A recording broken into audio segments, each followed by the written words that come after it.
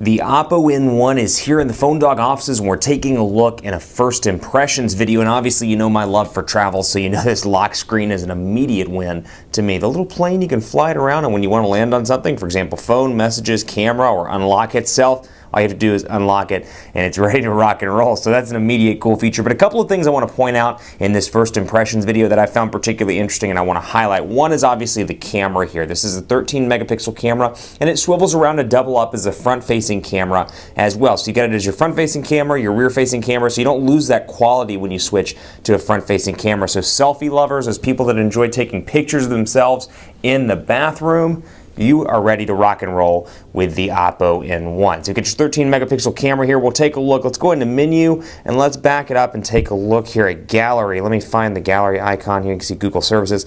And I'll go into photos, for example, and I'll show you a couple of pictures that I've taken. You're going to see, it's going to be hard to see in camera, but you can see some differences here, obviously, between the look and feel. There's a feature on this camera called a makeup feature. So you can see, for example, I can click that and I can change around the makeup, which, as so far as I can tell, at least out of the box, it does a little bit of this by default, but obviously, ooh, I look pretty there. And of course, pink and elegant and a lot of different options here, but I found that with the camera out of the box, it automatically applies some level of makeup, if you will. But nice to have that customization option for the ladies that pick up this phone. If that's something you want for your selfies before you send them, you can do so. But it's really nice to have the swivel camera. We can rotate it around and take pictures on the fly.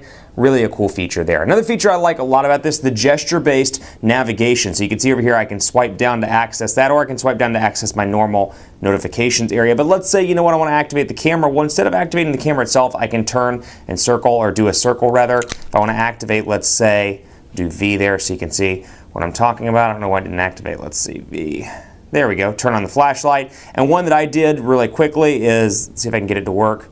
Activate phonedog.com through the web browser, as you just saw right there. Just activated. I'm obviously offline, but you can customize these and make these your own. So let's say, you know, I want to do something like this. I can apply that gesture to an SMS, turning on the camera, taking the video. So instead of actually going to an application or starting an SMS to your wife or your brother or sister or your child, you can do that, and that's a cool little feature as well. 5.9-inch display. This is definitely a long device. It's not so much big as it is just long. Compare this to the Galaxy Note 3 so you can see the size difference here. 5.7-inch display, 5.9-inch display, a very long device comparatively speaking. Lots of space there up on the top. So a couple of things that I found particularly interesting. Still testing battery life here, 3,610 milliamp hour battery. I expect it to do well, particularly given the fact that LTE is not present in this device. Keep it locked on phonedog.com. I'm on Twitter at phonedog_Aaron. Let me know what you want to see in the full review of the Oppo N1 there, or on Facebook at facebook.com/HiAaronBaker. Thanks for watching. More to come on the Oppo N1 on phonedog.com. I'll see you next time.